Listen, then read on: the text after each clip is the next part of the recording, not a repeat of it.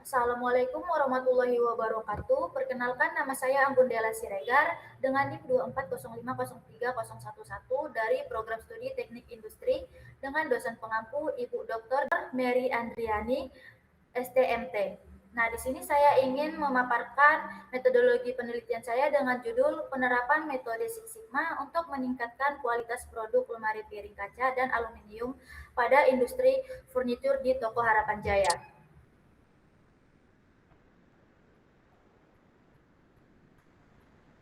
Nah, Harapan Jaya merupakan usaha furnitur yang memproduksi lemari piring berbahan kaca dan aluminium dengan sistem make to order sesuai kebutuhan konsumen.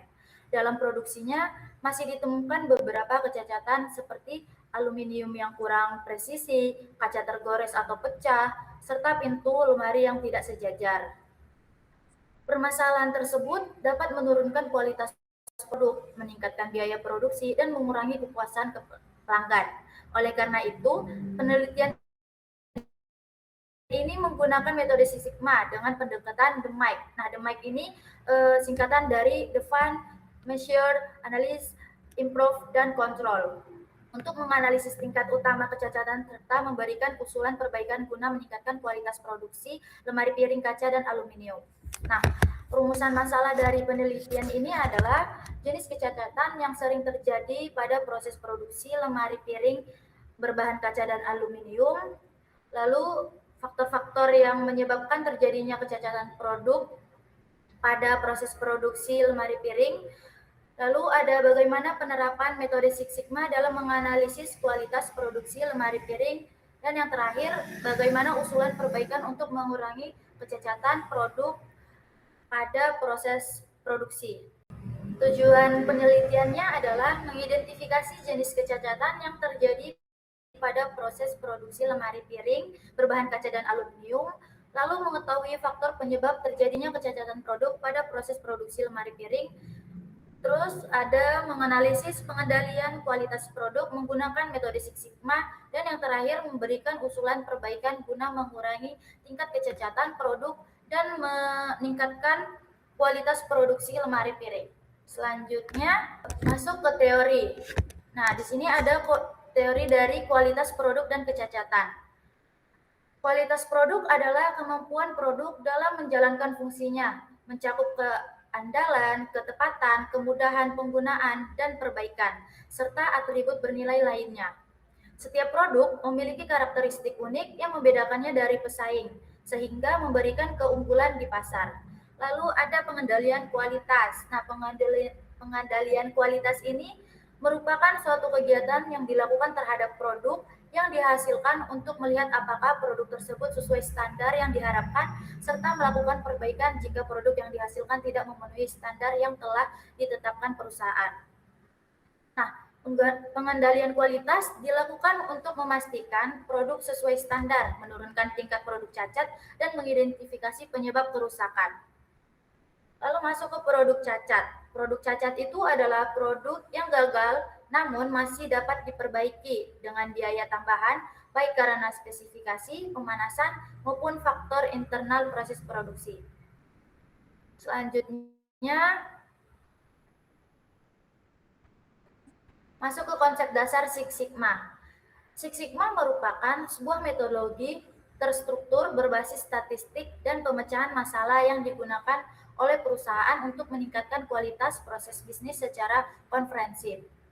Metode ini berfokus pada pengurangan variasi proses guna mengeliminasi sumber masalah utama dengan target menekan tingkat kecacatan produk atau jasa hingga tidak melebihi 3,4 cacat per 1 juta kesempatan atau DPMO.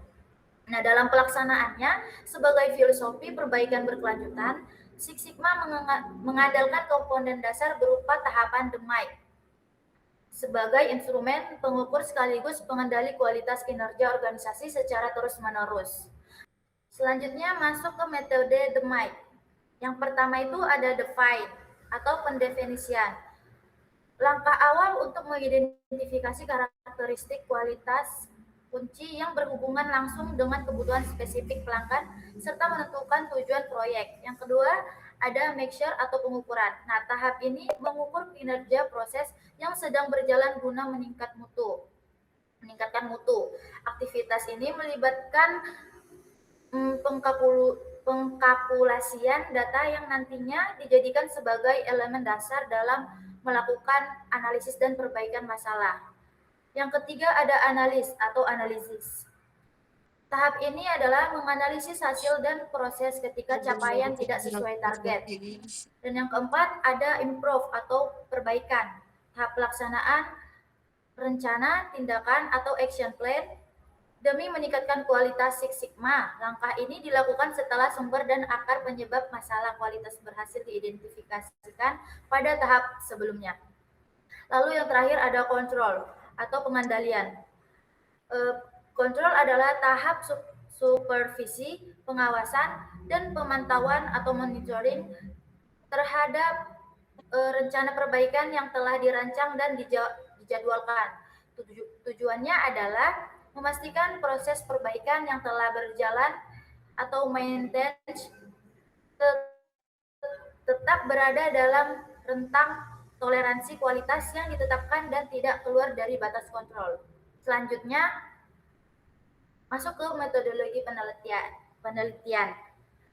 Jenis dan objek penelitian. Jenis penelitian saya adalah menggunakan pendekatan kuantitatif dan metode deskriptif untuk menggambarkan kondisi real proses produksi. Nah, selanjutnya objek penelitian. Objek penelitian saya adalah proses produksi lemari piring berbahan kaca dan aluminium pada usaha furnitur rumah tangga dengan fokus pada kualitas dan kecacatan produk. Data dan variabel yang saya gunakan adalah yang pertama data primer. Nah, diperoleh langsung observasi secara daring sampelnya 12 unit produk per minggu. Terus masuk ke data sekunder, diperoleh dari literatur seperti jurnal, internet, dan penelitian terdahulu mengenai Six Sigma dan pengendalian kualitas. Lalu masuk ke variabel. Saya menggunakan variabel independen yang dimana variabel independen saya itu adalah jumlah produksi, jenis produk, dan proses produksi. Terus variabel dependennya yaitu produk yang cacat. Masuk ke analisis dan temuan akhir Six Sigma dengan metode pendekatan DMAIC. Nah, yang pertama itu adalah define. Define ini saya mengidentifikasi cacat utama seperti kaca tergores, aluminium tidak presisi, dan pintu tidak sejajar. Lalu yang kedua measure. Nah, di sini saya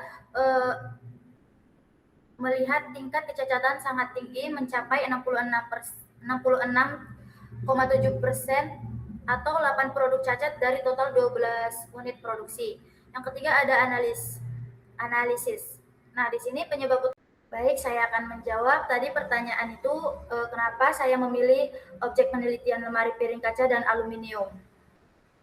Nah, jadi saya memilih objek penelitian lemari piring kaca dan aluminium karena produk tersebut merupakan produk utama yang diproduksi oleh usaha Harapan Jaya dan masih ditemukan beberapa jenis kecacatan selama proses produksi. Selain itu, kualitas produk sangat berpengaruh terhadap kepuasan pelanggan, sehingga diperlukan analisis untuk mengetahui tingkat kecacatan dan upaya perbaikan menggunakan metode Six Sigma. Izin bertanya, perkenalkan, nama saya Sita Alfa Bersembering dengan NIM 2405030005. Di sini saya ingin menanyakan tentang mengapa penelitian ini menggunakan metode Six Sigma, bukan metode pengendalian kualitas lainnya seperti statistika quality control atau Seven Tools. Terima kasih. Baik, saya akan jawab. Jadi penelitian ini menggunakan metode Six Sigma karena Six Sigma tidak hanya berfokus pada identifikasi dan pengukuran kecacatan produk, tetapi juga mampu menganalisis akar penyebab masalah serta memberikan usulan perbaikan yang sistematis melalui tahapan DMAIC. Selain itu, Six Sigma memiliki pendekatan yang lebih komprehensif dalam upaya peningkatan kualitas secara berkelanjutan dibandingkan metode pengendalian kualitas yang hanya berfokus pada pengendalian atau pemantauan proses. Baiklah, karena tidak ada lagi yang ingin bertanya, saya akhiri presentasi saya hari ini. Jika ada salah kata mohon dimaafkan, dan terima kasih atas perhatian dan waktunya. Saya akhiri, wabillahi taufiq wal hidayah. Wassalamualaikum warahmatullahi wabarakatuh. Waalaikumsalam warahmatullahi wabarakatuh.